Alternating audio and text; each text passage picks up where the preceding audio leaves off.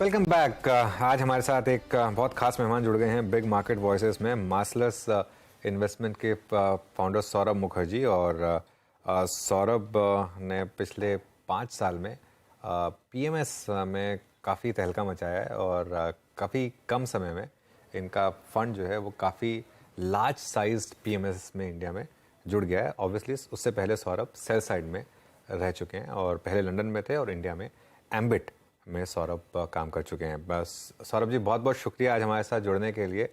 और क्योंकि आप मार्केट पर ज़्यादा टॉप डाउन बात करते नहीं हैं इसके, और आपके साथ स्टॉक स्पेसिफिक बात करने में मज़ा आता है, इसके लिए मैं सीधा उसी से शुरुआत करूंगा। एक जो बहुत बड़ी होल्डिंग है आपकी अक्रॉस पोर्टफोलियोज वो है बजाज फाइनेंस। और मैं सवाल ये इसलिए पूछ रहा हूँ आपसे क्योंकि अब जो जियो फाइनेंस जो कैपिटलाइज हो चुकी है और एक एंटिटी बन चुकी है, उसको लेकर क्या बजाज फाइनेंस के मोट पर आगे जाकर फर्क पड़ेगा या आपको लगता नहीं कि उससे कुछ इम्पैक्ट आएगा इसमें? चलो, पहली बात तो टॉप डाउन पे बात क्यों नहीं करता।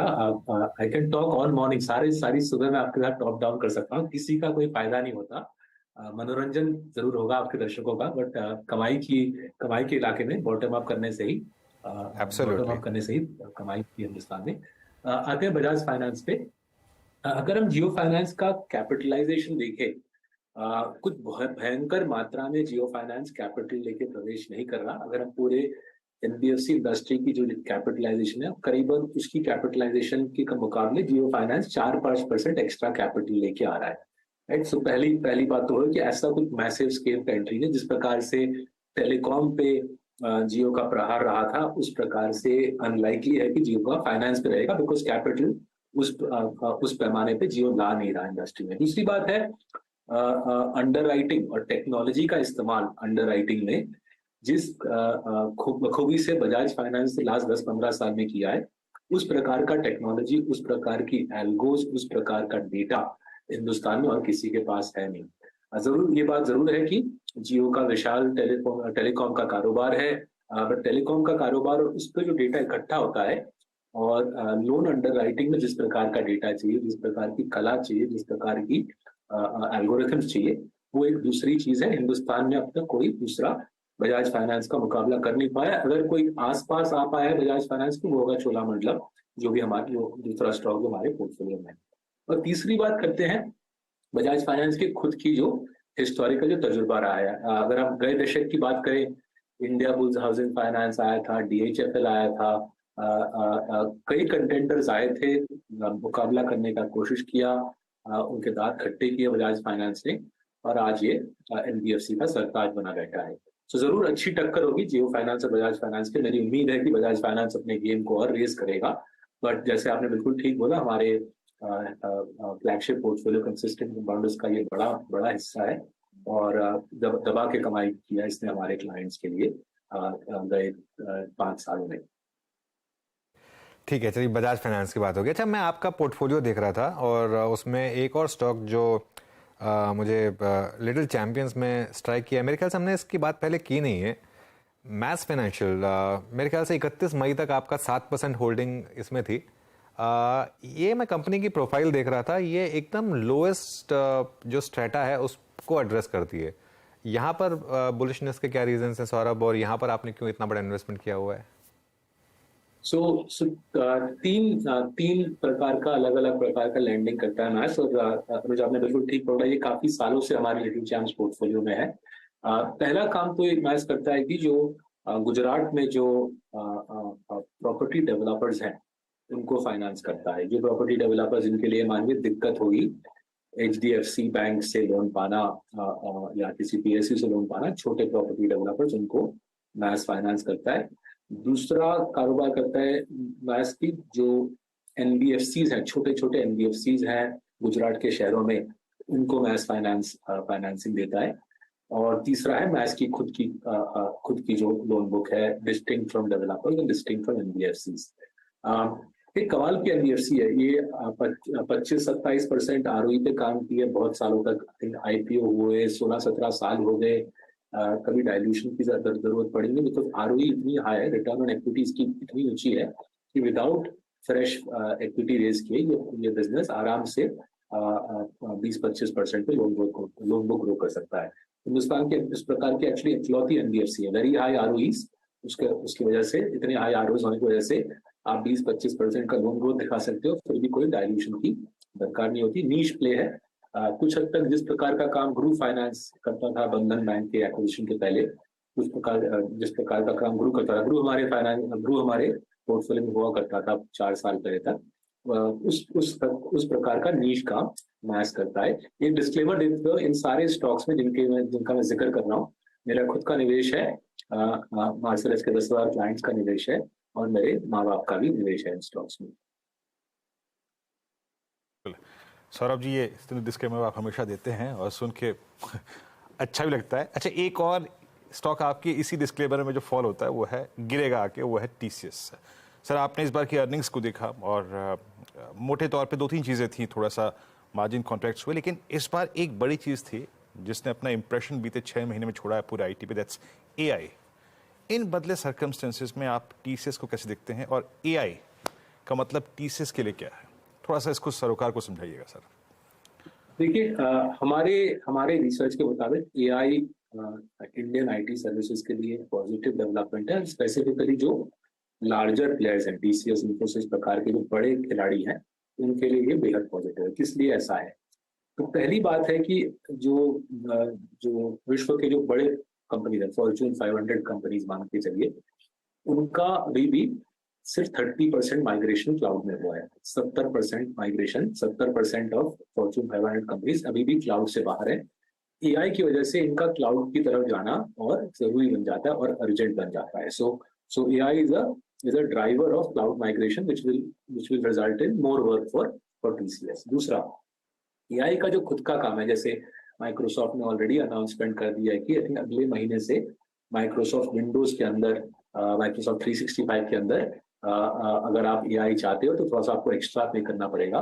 एआई का जो खुद का पेनिट्रेशन है हर प्रकार के एंटरप्राइज सॉफ्टवेयर में, वो सेल्स फोर्स हो, एसएपी हो, माइक्रोसॉफ्ट ऑफिस हो, वो धनाधन बढ़ेगा अगले 1 साल में, बिकॉज हर एक कंपनी, हर एक सॉफ्टवेयर प्रोवाइडर फॉर्च्यून 500 कंपनीज को अप्रोच करके बोलेगी आप एआई जोड़ दीजिए अपने प्रोडक्ट के साथ, थोड़ा सा एक्स्ट्रा पे कीजिए और आप कमाइए।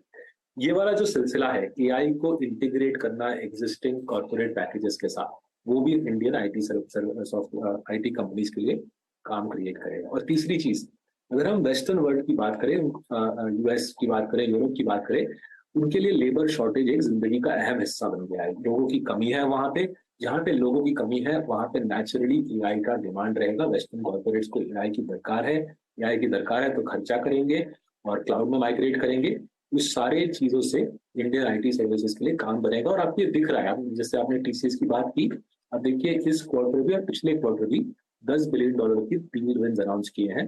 मंदी के दौरान $10 बिलियन का डील विंस अनाउंस करना मतलब आउटलुक अच्छा है, काम बहुत सारा है, इसलिए हम टीसीएस भी काफी भारी पैमाने पे लेके शांति से बैठे हुए हैं कई क्वार्टर से। ओके, अच्छा सौरभ जी, पिछले 2-3 महीने से एक स्टॉक ने काफ़ी ट्रेड स्विंग्स तो दिए हैं। I mean doctor Lal path lab, metropolis, और अगर मैं शायद गलत नहीं हूं तो मेट्रोपोलिस आपने ऐड भी किया है। एक बहुत बड़े डिप के बाद अप्रॉक्सीमेटली मेरे ख्याल से सर आपने 1200, 1300, 1400 की रेंज में शायद मेट्रोपोलिस लिया है। I am not exactly interested in price, but आपका आउटलुक क्या है मेट्रोपोलिस पे इस वक्त, और इस प्राइस पे लेने का तर्क क्या था मेट्रोपोलिस को? देखिए, मेट्रोपोलिस आधे होने के बाद हमने क्यों लिया, मुंबई का इलाका, स्पेसिफिकली मुंबई का इलाका और जनरली वेस्टर्न इंडिया में मेट्रोपोलिस का फ्रेंचाइज पुराना है, जमा हुआ है और प्रॉफिटेबल है। जैसे जैसे हम कोविड से बाहर आए, मेट्रोपोलिस का फ्रेंचाइज एक्सक्लूडिंग कोविड ग्रोथ दिखाता रहा। मेट्रोपोलिस के फ्रेंचाइज में स्पेसिफिकली जो हायर एंड टेस्ट है उसकी डिमांड बढ़ती रही। एंड जो स्टॉक का आधा हो रहा था कोविड के बाद स्टॉक आधा हुआ। डॉक्टर लाल भी आधा हुआ था, मेट्रोपोलिस भी आधा हुआ था। डॉक्टर लाल में ऑलरेडी हमारी लास्ट ईयर हमने बड़ी होल्डिंग बनाई थी। इस साल मेट्रोपोलिस को हमने लिटिल चैम्प्स में ऐड किया। प्रॉफिटेबल फ्रेंचाइज है, स्ट्रॉन्ग बैरियर्स टू एंट्री है। उनको न्यू एज प्लेयर्स से कुछ खास कंपटीशन दिख नहीं रही। जो वेंचर कैपिटल और private equity funded diagnostic labs है, उनकी कुछ खास कॉम्पिटिटिव स्ट्रेंथ दिख नहीं रही। मार्केट शेयर पे कुछ प्रहार नहीं दिखा, मेट्रोपोलिस के मार्केट शेयर को भी प्रहार नहीं दिखा। और प्रॉफिटेबिलिटी, ऑपरेटिंग मार्जिन की बात करें, वो भी अच्छी तरह टिका हुआ है। सो हमको लगा कि अच्छी कंपनी, मुंबई इन्वेस्टर इंडिया का लीडर वाजिब दाम पे मिल रहा है, तो बिल्कुल लेना चाहिए। एंड जैसे आप देख रहे हो, जैसे जैसे हमारा देश रिचर हो रहा है, ओल्डर हो रहा है, हमारे देश के लोगों की पैसे बढ़ रहे हैं, इनकम बढ़ रही है, उम्र बढ़ रही है, बीमारियां बढ़ रही हैं, खर्चा जरूर करेंगे। एंड पैथलैब इंडस्ट्री अभी भी 80% पैथलैब इंडस्ट्री अनऑर्गेनाइज्ड है, मॉम एंड पॉप लेवल पे है। तो छोटे छोटे मॉम एंड पॉप प्लेयर्स धीरे धीरे बिक के इधर मेट्रोपोलिस के हाथ बिकेंगे या डॉक्टर लाल के हाथ बिकेंगे, इसलिए दोनों प्लेयर्स को हमने खरीद लिया है। डॉक्टर लाल हमारे लार्ज कैप पोर्टफोलियो में है, कंसिस्टेंट कंपाउंडर्स, और मेट्रोपोलिस हमारे स्मॉल कैप पोर्टफोलियो में है, लिटिल चैम्प्स में। ओके, और क्या यही लॉजिक था जो आई थिंक इस स्टॉक की हमने बात की नहीं है पहले आपसे, टार्सन्स प्रोडक्ट्स, कि अगर आप टेस्ट वेस्ट कराएंगे तो जो ऑब्वियसली उसका प्रोडक्ट्स प्रोवाइड करेगा शायद उसको भी फ़ायदा होगा। यहाँ पर भी आपने एक अच्छी खासी साइजेबल बेट ली है सौरभ। हाँ जी, सो यहाँ पे बिल्कुल जैसे आपने ठीक बोला अनुज, जो डॉक्टर लाल, मेट्रोपोलिस, विजय डायग्नोस्टिक्स, इस प्रकार के प्लेयर्स के लैब को टार्सन्स इक्विपमेंट सप्लाई करता है, बट उसके ऊपर ये फार्मा इंडस्ट्री के लैब को भी इक्विपमेंट सप्लाई करता है, नेशनल केमिकल लेबोरेटरी के लैब को भी इक्विपमेंट सप्लाई करता है। ये इंडस्ट्री छोटी सी है, कुछ 1200 करोड़ की इंडस्ट्री है, इसमें टार्सन्स मार्केट लीडर है। कुछ प्राइवेट इक्विटी फंडेड प्लेयर्स इसमें हैं, बट जहां तक हमको खबर आ रही है डिस्ट्रीब्यूटर से बात करके, मेडिकल इक्विपमेंट के डिस्ट्रीब्यूटर से बात करके, प्राइवेट इक्विटी वालों की भारी पिटाई हुई है। Private equity invested medical equipment base की भारी पिटाई हुई है कोविड के बाद। टार्सन्स की पिटाई कम हुई है, revenue numbers are holding up.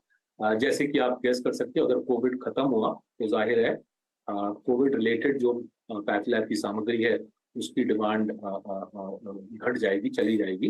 But broader speciality chemicals pharma industry की इंडिया में ग्रोथ अच्छी चलेगी, और वहां से मेरे को लगता है टार्सन्स का डिमांड आएगा। और दूसरा है एक्सपोर्ट्स करीबन आधा रेवेन्यूज है। एक्सपोर्ट के क्षेत्र में कमजोरी जरूर है। अगर मैं पूरे फार्मा इंडस्ट्री की अगर मैं बात करूं, स्पेशलिटी केमिकल्स की बात करूं, तो एक्सपोर्ट्स में वीकनेस है। Part of the reason seems to be Europe में कोविड के दौरान इतना सारा उन्होंने मेडिकल इक्विपमेंट खरीदा था कि यूरोप में आज थोड़ी सी एक्सेस में है मेडिकल इक्विपमेंट। बट ये सारे शॉर्ट टर्म इश्यूज हैं। कंपनी की जो पोजीशन है इंडिया में मार्केट लीडरशिप की, वो काफी तगड़ी है। प्रोडक्ट अच्छी बनाते हैं, प्रॉफिटेबिलिटी अच्छी रखते हैं, एंड मेरे को ग्रोथ रनवे इसमें काफी लंबा लग रहा है। ओके, चलिए फिर अच्छा, आपके कंसिस्टेंट कंपाउंडर्स में टाइटन ने बहुत शानदार ग्रोथ दिखाई है, और हर लेवल पर टाइटन को लेकर यही सवाल उठता है कि यहाँ से आगे क्या, और कंपनी कोई ना कोई लीवर ढूंढ ही लेती है। यहाँ से भी क्या ये स्टोरी रिपीट होगी? तो देखिए, मेरे को तो समुद्र लगता है ग्रोथ का। काफी बड़ी कंपनी है, बट संक्षिप्त में मैं तीन एरियाज में फोकस करता हूँ। पहला तो ज्वेलरी का मार्केट अनुज। ज्वेलरी का मार्केट करीबन मेरे अनुमान से 70-80 बिलियन डॉलर का साल में ज्वेलरी की सेल होती है इंडिया में। मैं ब्लैक और व्हाइट दोनों को गिन रहा हूँ। 70-80 बिलियन का टाइटन का मार्केट शेयर उसमें केवल 10% है। ज्वेलरी में अभी भी 90% मार्केट टाइटन को काबू करना है। छोटे छोटे लाखों छोटे छोटे ज्वेलर है जो धीरे धीरे सिमट जाएंगे, और वो टाइटन के जो मार्केट शेयर टाइटन के हाथ आ जाएंगे। दूसरा है चश्मा, right. Titan become the largest retailer of eyewear in India. Again, जैसे आप और मुझ जैसे लोगों को पता है, इंडिया में चश्मा हम छोटे छोटे दुकान से लेते हैं। चेन्स तो कुछ खास है नहीं। चेन जो भी है चश्मा के ऑप्टिशियंस के चेन, वो भी 5-10 आउटलेट्स वाले हैं। टाइटन आई प्लस इंडिया का by far largest eyewear chain बन गया है। विशाल मार्केट है, एक ही ऑर्गेनाइज प्लेयर है टाइटन आई प्लस, बाकी छोटे छोटे इनफॉर्मल प्लेयर्स हैं, वो भी सिमट जाएंगे। तीसरा मार्केट साड़ीज, राइट। महंगी साड़ियाँ, मेरे ख्याल से ये करीबन 15 से 20 बिलियन डॉलर का मार्केट है हमारे देश के लेडीज के लिए। महंगी साड़ियाँ, कांजीवरम, बनारसी इत्यादि। यहाँ पे फिर से अगर हम देखें, टाइटन हैज बिकम, तनियरा इनका ब्रांड का नाम है, Taneira has become the largest retailer. करीबन 50 दुकान है। उनको लगता है शॉप लेवल पे प्रॉफिटेबिलिटी आ चुकी है इनकी, स्टोर लेवल पे प्रॉफिटेबिलिटी आ चुकी है। तनियरा लार्जेस्ट रिटेलर ऑफ महंगी साड़ियाँ बन चुकी है। सो कई ग्रोथ लीवर्स है। तीन ग्रोथ लीवर्स हमको काफी आसानी से दिख रहे हैं, और इसलिए ग्रोथ रनवे की हमको कोई यहाँ पे ट्रबल नहीं लग रही। एक कमाल की बात बोलता हूँ, लास्ट 20 वर्षों में इस कंपनी ने 2300 गुना कमा के दिया है। और देखिए आज भी आज भी ग्रोथ का समुंदर आगे है, which is why we call this companies consistent compounder. 2300 गुना कमाने के बाद भी सामने ग्रोथ का दरिया, उस ग्रोथ के दरिया में हम और हमारे क्लाइंट्स को कमाने की इच्छा है। ऑलराइट सौरभ, बहुत बहुत शुक्रिया आज हमारे साथ जुड़ने के लिए और इन सब स्टॉक्स पर बात करने के लिए एज ऑलवेज।